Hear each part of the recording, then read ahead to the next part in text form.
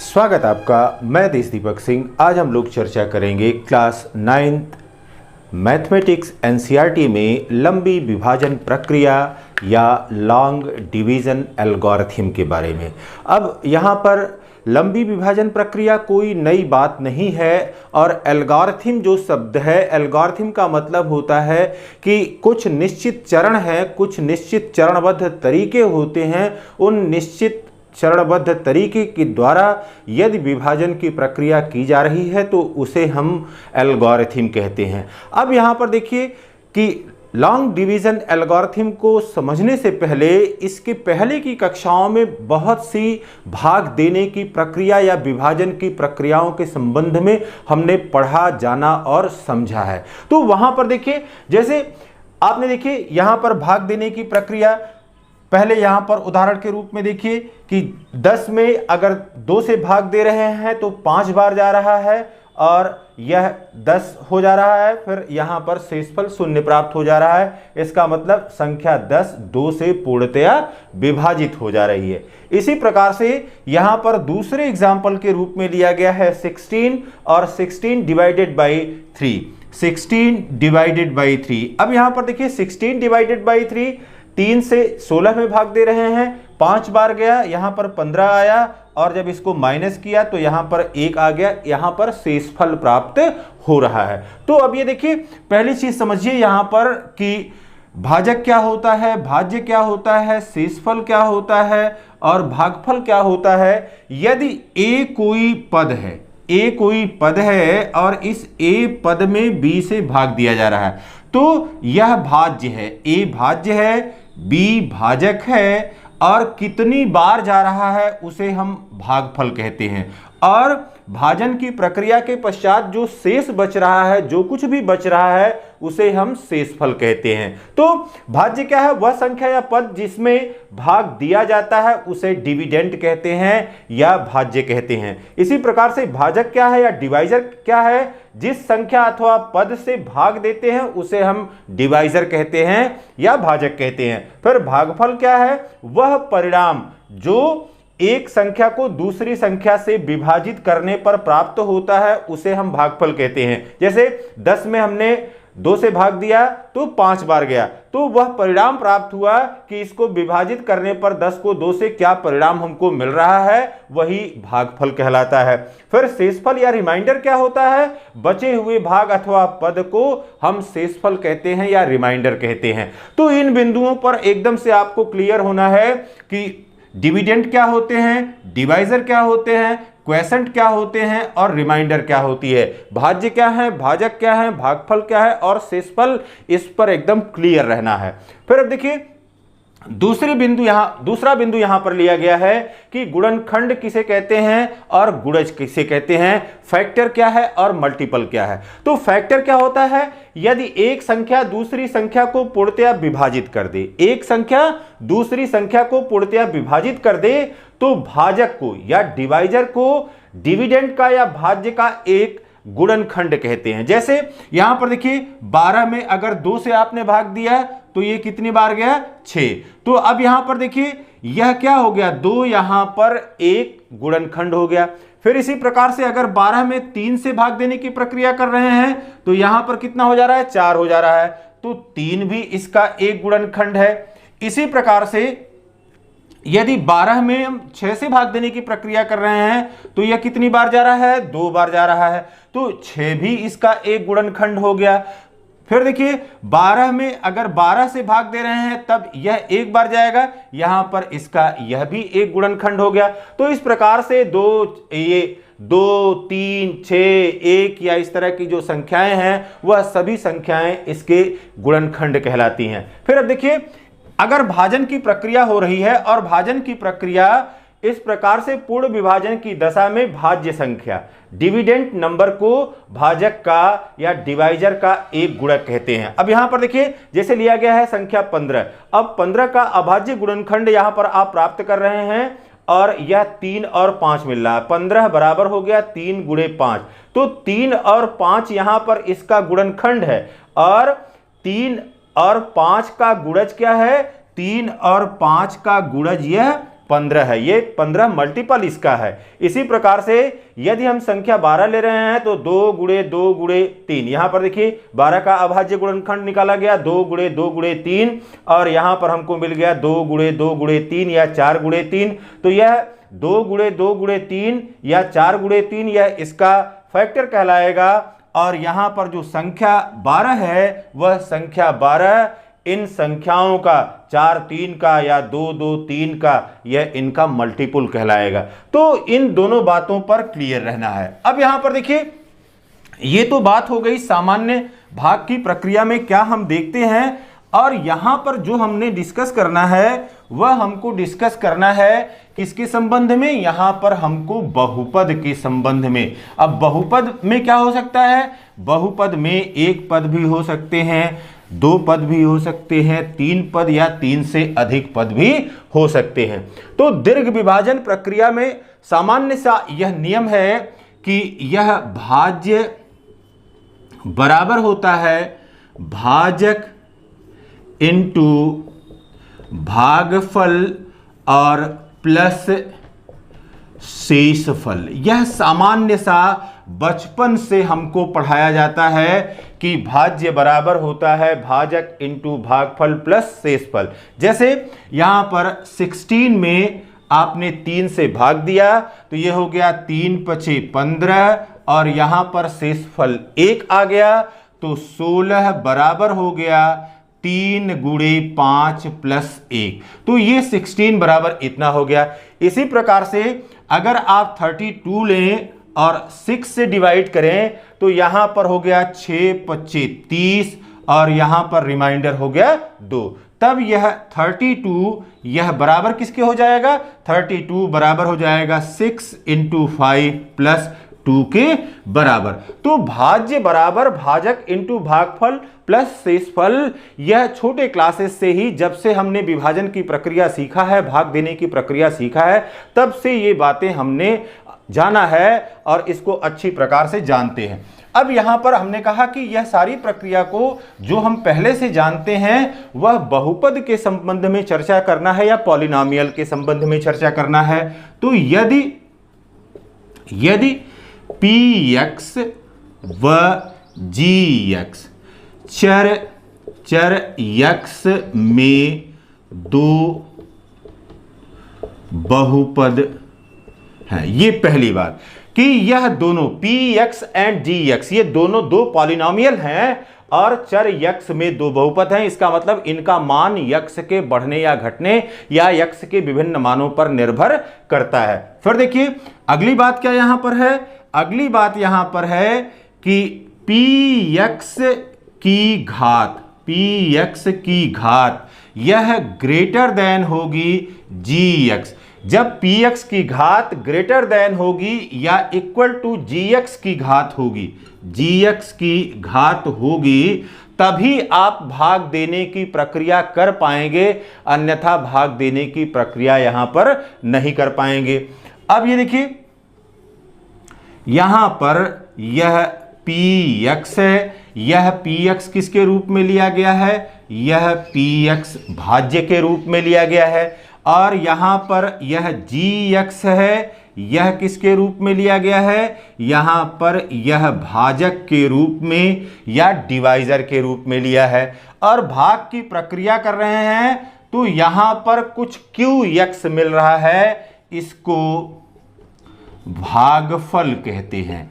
और यह प्रक्रिया जब हो रही है तो यहां पर कुछ शेषफल हमको rx मिलता है। जब भी इस तरह की भाग की प्रक्रिया होती है तो जब भाजक से भाज्य में भाग देते हैं या भाज्य में भाजक से भाग देने की प्रक्रिया की जाती है तो कुछ ना कुछ भागफल मिलता है, और फिर अगर पूर्णतया विभाजित हो गया तो शेषफल 0 हो जाता है, अन्यथा की दशा में हमको कुछ शेषफल प्राप्त होता है। अब ये देखिए इसका मतलब ये हो गया, this implies that px is equal to हो गया gx इंटू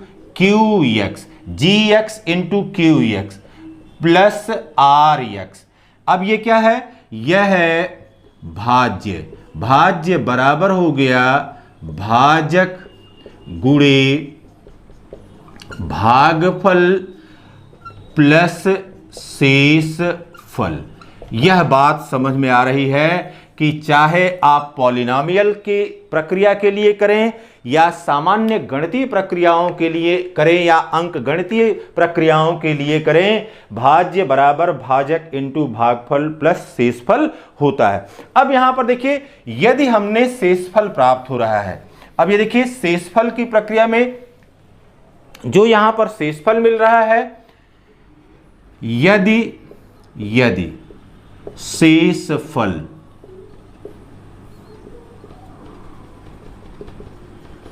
रिमाइंडर, ठीक, शेषफल यदि r इज इक्वल टू 0 या r x is equal to 0, चाहे r इज इक्वल टू 0 कहें या r is the function of x कहें, क्योंकि यहां पर बहुपद है इसलिए बार बार आपको कह रहे हैं कि इस r का मान इस x पर निर्भर करेगा। तो यह rx इज इक्वल टू 0 मिल जाए। दिस इंप्लाइज दैट, यह क्या बता रहा है, इसका मतलब यह बता रहा है कि px gx से पूर्णतया विभाजित है, यह पूर्णतया विभाजित है और gx इसका एक गुणनखंड है, इसका एक फैक्टर है। अगर px gx से पूर्णतया विभाजित है तो gx किसका, यह px का, इसका मतलब है कि यह px का एक गुणनखंड होगा या फैक्टर होगा। फिर अगर r is not equal to 0 है, यदि r x is not equal to 0, यदि r x is equal to not equal to 0 है, तब जो पहली बात निकल के आ रही है, इसका मतलब हुआ कि rx की घात यह क्या हो जाएगी, लेस देन हो जाएगी, किससे, जिससे हमने भाग दिया था gx से, क्योंकि यहां पर आप देखिए यह है px और यह है gx, यहां पर आया qx और यहां पर रिमाइंडर हो गया rx। तो यहां पर यह rx मिल जाएगा। जैसे संख्या में आप देख रहे थे कि भाजक से कम अंक यहां पर जब मिल जाता है तो भाग देने की प्रक्रिया सामान्य दशा में वहीं पर रुक जाती है, वैसे ही rx की घात अगर gx की घात से कम हो जाएगी तो यह भाग देने की प्रक्रिया वहीं पर रुक जाएगी। तब rx की घात इज लेस देन gx की घात, इसकी घात से यह कम हो जाएगी। इस दशा में gx px का एक गुणनखंड नहीं होगा, यह इस दशा में इसका अब गुणनखंड नहीं रह जाएगा। तो इसी प्रक्रिया को हम दीर्घ विभाजन प्रक्रिया कहते हैं या दीर्घ विभाजन एल्गोरिथम कहते हैं, जिसमें हमको भाज्य, भाजक, भागफल और शेषफल के बीच में सहसंबंध प्राप्त होता है कि what is the relation between dividend, divisor, quotient and remainder. अब यहां पर देखिए, इस प्रश्न को या इस पूरी प्रक्रिया को हम एक उदाहरण के द्वारा समझने का प्रयास कर रहे हैं। यहां पर देखा जाए, एक उदाहरण के रूप में यहां पर बहुपद लिया जाए, जैसे यहां पर px is equal to px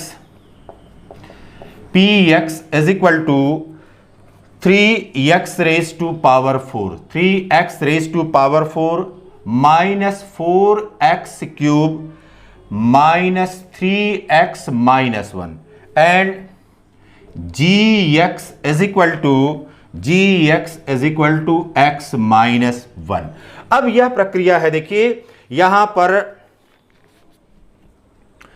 यह यहां पर px यह भाज्य दिया गया है और यहां पर gx यह भाजक दिया गया है। अब लिख लीजिए, यहां पर हो गया 3x raise to power 4 minus 4x cube minus 3x minus 1। 3x raise to power 4 एक बार फिर से मिला लेते हैं, ठीक। 3x raise to power 4 minus 4x cube minus 3x minus 1 and gx is equal to दिया गया है x माइनस 1। अब यहां पर देखिए बेटा, यहां पर अब जब भाग देने की प्रक्रिया इस प्रकार से हम पॉलिनोमियल के लिए करते हैं तो केवल पहले पद का जो हमारे पास भाजक है और जो भाज्य है उनके सबसे पहले पद का या फर्स्ट जो टर्म है उन्हीं टर्म पर ध्यान देते हैं। यहां पर देखिए यह 3x रेज टू पावर 4 है और यहां पर क्या है, यहां पर x है। तो अब ये देखिए यहां पर क्या हो जाएगा 3x रेज टू पावर 3। अब इसका गुणा करिए, यहां पर हो गया 3x के पावर 4, 3x के पावर 4 और यहां पर प्लस है, यहां पर माइनस है, ये हो गया माइनस और हो गया 3 माइनस 3 और x क्यूब। अब देखिए बेटा चिन्ह बदल जाएगा, यहां पर प्लस है तो ये माइनस हो गया, यहां पर यह माइनस था तो ये क्या हो गया प्लस हो गया। क्यों? क्योंकि इस पूरे पद के यहां से घटाने की प्रक्रिया हो रही है तो माइनस चिन्ह, अब यहां पर देखिए माइनस आ गया और यह माइनस मिलकर के प्लस हो गया। तो ऊपर वाला पद यहां पर प्लस हो गया और नीचे वाला पद माइनस हो गया, यह कट गया। अब ये देखिए बेटा यहां पर माइनस 4x क्यूब है, यहां पर प्लस 3x क्यूब है, तो यहां पर हो गया माइनस और क्या बच गया, यहां पर माइनस x क्यूब बच गया। फिर अगला पद क्या है, अगला पद यहां पर है माइनस 3x। ठीक, अब आइए फिर पहले पद पर, यहां पर देखिए यहां पर है x और यहां पर है माइनस x क्यूब, तो यहां पर हो जाएगा minus x square. Minus x square कर दिया आप, देखिए अब गुणा करिए, ये माइनस है ये प्लस है तो यहां पर हो गया माइनस, ये x की घात 2 है, यहां पर x की घात 1 है, दोनों की घातें जुड़ गई, x के घातें 3 हो गया। फिर ये देखिए ये माइनस है ये माइनस है, चिन्ह क्या हो गया प्लस हो गया और ये हो गया x स्क्वायर, ये हो गया x स्क्वायर। अब देखिए बेटा जब इसको घटाने की प्रक्रिया करेंगे यहां पर ऋण चिन्ह लगाएंगे तो यह ऋण था तो यह क्या हो गया धन, और यह धन था तो यह क्या हो गया ऋण हो गया। तो पहला पद क्या हो गया कट गया, पहला पद कट गया। अब यहां पर देखिए यहां पर आ गया माइनस x स्क्वायर और minus 3x, minus x square minus 3x।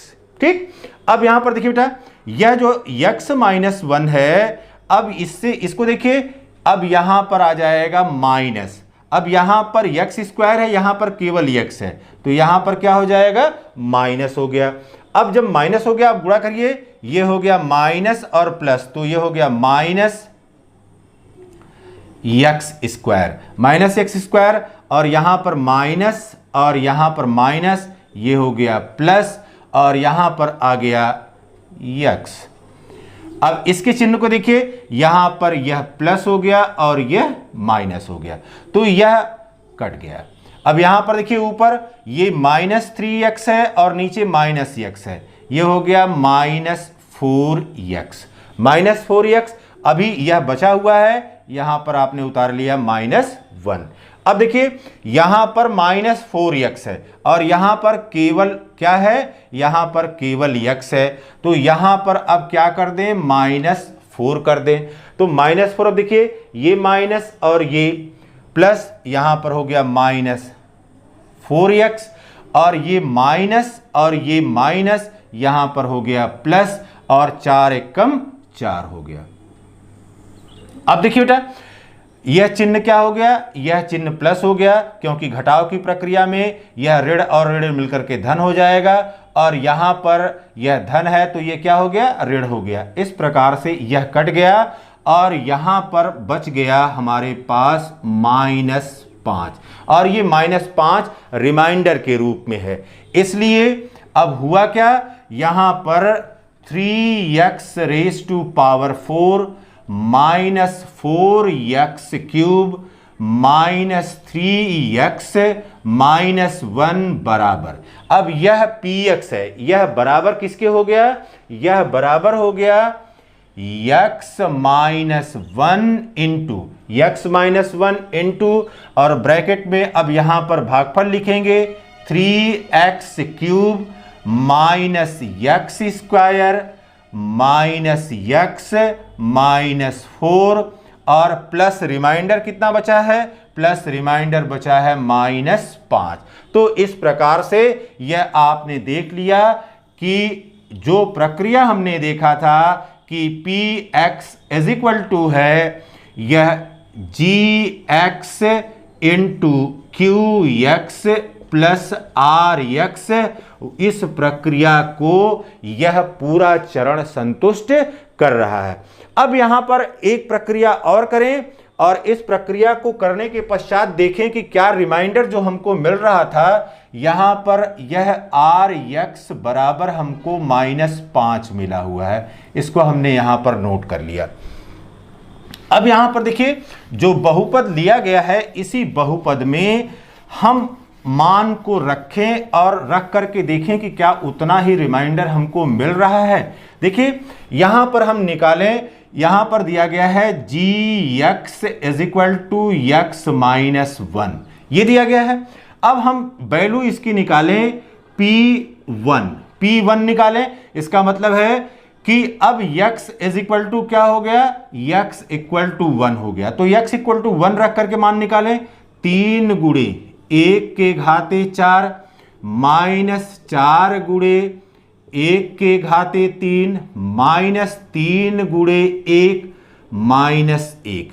अब ये देखिए बेटा यह हो गया 3 × 1 के घाते 4, यह 1 हो गया, -4 × और यह भी 1 हो गया, यहां पर हो गया -3 × 1 -1। यह बराबर हो गया 3 माइनस और 4 1 कम, यह हो गया 4 माइनस यह 3 और यहां पर कितना हो गया, यह हो गया -1। अब माइनस वाले पदों को एक जगह कर लिया जाए। यहां पर देखिए यह हो गया 3 माइनस -4 -3 -1 और यह बराबर आ गया -8। तो 3 -8 यह बराबर कितना हो गया, -5 के। तो P1 की जो वैल्यू है यहां पर यह -5 के बराबर मिल रही है, जो कि जो भाजन की प्रक्रिया या लॉन्ग डिवीजन एल्गोरिथम के द्वारा भाग देने की प्रक्रिया किया था वहां पर भी Rx = -5 के बराबर मिला।